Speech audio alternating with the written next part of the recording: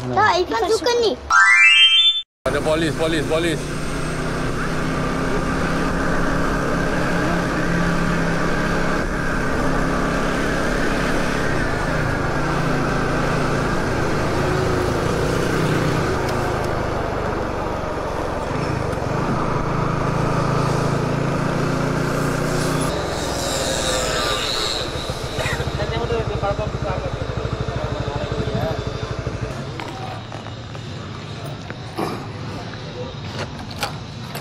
Buka helmet.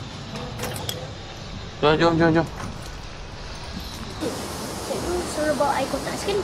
Yelah.